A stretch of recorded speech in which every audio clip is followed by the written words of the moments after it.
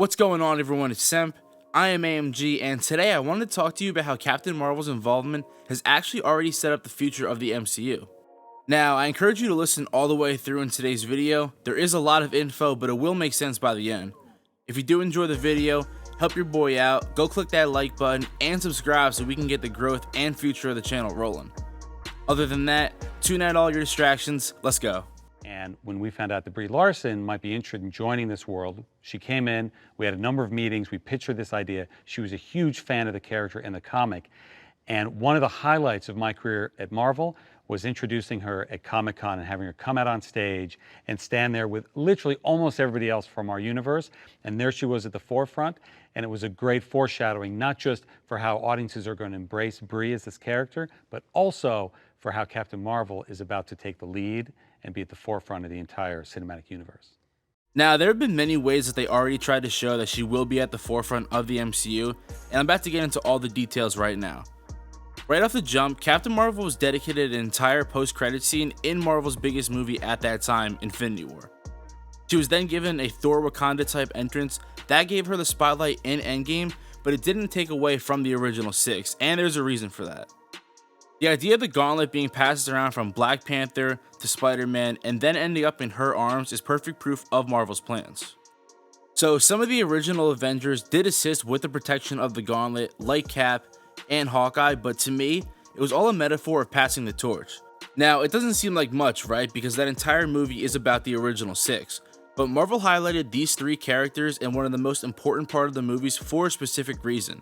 And in my opinion, it's because they will be the leaders of the new Avengers. Now, if we take a look at Peter's arc by the end of Far From Home, and people can complain all they want about him being Iron Man Jr., but it was to show his growth to becoming his own person and one that can finally be confident enough to lead. Now, he has his own problems as we saw in the post-credit scene, but I do believe that Marvel wants him to be one of the next big 3, especially with his popularity among the fans. And now let's just think about the original team for a second, right? So Iron Man is dead, Nat is in the Soul World, Cap is old, and Thor is now traveling among the stars doing God knows what right now, maybe trying to find Christian Bale for a new workout program. But you then have Hulk who has the damaged arm, and then Hawkeye will be mentoring Kate Bishop, so we don't know how involved he will be in Phase 4, but the conclusion from all of this is that there needs to be an entirely new team assembled. Black Panther also falls into the same category as Peter. So he realizes that he's not only the king of Wakanda, but he has to open up his kingdom to the rest of the world and defend it. Those two bring in the gauntlet to Captain Marvel, and then being the ones who hold the gauntlet last, essentially delivering it to where Tony had the opportunity to snap, is all on purpose. And although it was Tony's moment to snap, Captain Marvel's presence was there, and it was the current leader and the new leader indirectly working together to save the universe. So let's get more into depth about Captain Marvel, right? Captain Marvel released grossing over $1.1 billion in the box office, which was the first ever female-led superhero movie to achieve this. So if they already had the thoughts about her leading the universe, they now have the numbers to back it up also. And the movie gave us great continuity by including MCU figures such as a de-aged Nick Fury, Agent Coulson, but also setting part of the plot around the Tesseract. So while the movie did a good job of tying her into the Infinity Saga, the actual goal of Captain Marvel was to be a bridge for the passing of that torch that I mentioned before. She meets the team and marks her importance in Endgame. However, the movie actually paves the way for the future of the MCU by introducing us to things that we'll see in Phase 4 and 5.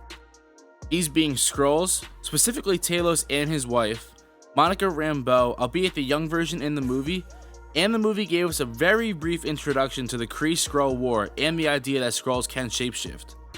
Literally all of these things have been shown already or about to be shown in Phase 4.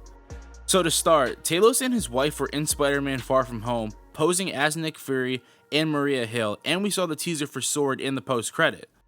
Then at Comic-Con, we found out that the first appearance for Monica Rambeau will be in that WandaVision Disney Plus series. We then received leaked set photos of Monica Rambeau and that she is connected to Sword. So we will see our first in-depth look at Sword in the series, so there's one connection right there. Now, going along with the Disney Plus shows, if you read some of the Ms. Marvel or Captain Marvel comics, Ms. Marvel does look up to Captain Marvel and wants to be like her. So we have a potential cameo in Ms. Marvel or vice versa. So right there, that already seems like a lot if you look back at all the facts. Realizing how tied together Spider-Man Far From Home is, at least the post-credit, WandaVision, and Captain Marvel's solo movie are connected. There's a lot of small pieces, and if you look at it, they all stem from Captain Marvel's involvement within the MCU. Even Miss Marvel may look at her like an icon, like when they showed a young Peter Parker looking up at Tony Stark in Iron Man 2. That correlation is definitely there. Now, we'll have to wait and see the plot of the Miss Marvel show, but I guarantee that they reference Captain Marvel at least once. So Captain Marvel joined the MCU in 2018 and is already tied to multiple storylines, multiple character introductions, and multiple future shows and movies. Infinity War, Endgame, her solo movie, Far From Home, WandaVision, potentially Miss Marvel, but the biggest of all of them, Secret Invasion. Now, they haven't mentioned Secret Invasion once yet, or kind of even hinted to it, but I do believe that this will all lead to that crossover film in 2023. Now, that will be Phase 5 by then, and I do believe that Spider-Man will be involved in this movie. So the current Spider-Man deal right now, and don't worry because they will extend it in my opinion, but it states that he has one more solo movie, which will be Spider-Man 3, and that comes out in summer 2021. He then has the crossover film as well on the contract. And as you've seen, Sony wants to get these Spider-Man movies out every 2 years, so I do believe that that will continue. Which, if his movie comes out in 2021, the crossover film will occur in 2023. Now, I doubt Avengers 5 will be ready storyline-wise by 2023, so what's the next biggest thing that they can do, considering that they want to fit a Captain Marvel 2 in by that time? It's Secret Invasion. And they can tour with the idea of having multiple characters come in to help, like we've seen in Civil War, and what we will see in Doctor Strange 2. Now, the idea of Spidey and maybe even Miss Marvel joining the movie seems like a very good possibility. But back to Spidey's involvement with Captain Marvel, Endgame makes it a point to introduce them to each other, and then it's not a coincidence that he name drops her in Far From Home. They then tied his character to the Skrulls, namely Talos acting as Nick Fury, who we all know Captain Marvel is very close with. Now, we saw her in her solo movie that these group of Skrulls are in fact good, but not all Skrulls are. Maybe they're using Fury to get close to Earth to set up a secret invasion, no pun intended, but we know that they have been on Earth for many years, so the basis of the plot is already there, and by also solidifying S.W.O.R.D. in the MCU right away in Phase 4, and if you don't know what S.W.O.R.D. is, it's basically just a space version of S.H.I.E.L.D. to keep it short. But tying Monica Rambeau to that, it's no doubt that there's a big use for it in the future. Now, one more thing to point out, in the comics, the tagline for Secret Invasion was, "Who do you trust?" And although this was a result of the Kree-Skrull War, that idea of trust was one of Doctor Strange's reasonings for forming the Illuminati, which has been rumored to be coming in the Multiverse of Madness. In the comics, he forms the Illuminati after the Kree and Skrull War, so depending on the timeline, it's interesting to see where this may come into effect. We technically don't know the timeline of the MCU right now.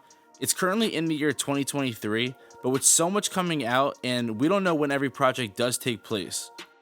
Black Widow, The Eternals, and Shang-Chi are all in the past, except movies like Far From Home and even Spider-Man 3 are technically directly right after Endgame, or at least within a year gap. So for the first time in the MCU, we don't really know where the timeline is going. Now, in Endgame, I know we didn't really know where the timeline was until we saw that 5-year gap. But regardless, it's going to be super interesting. Now, I'll put my theory out for the future of the MCU timeline next week. I'll keep you updated on my Twitter. Other than that, let me know what you think about this theory. Drop a comment down below if you agree or if you have any other ideas. I want to get some conversations going in the section of these videos, so let me know what you think, even if it's not a huge theory.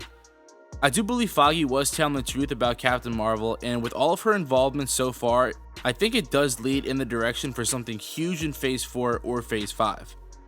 Today was a bit of a longer one, but as always, make sure you follow me on Twitter and Instagram. You can find me at @AnotherMarvelG for more daily content.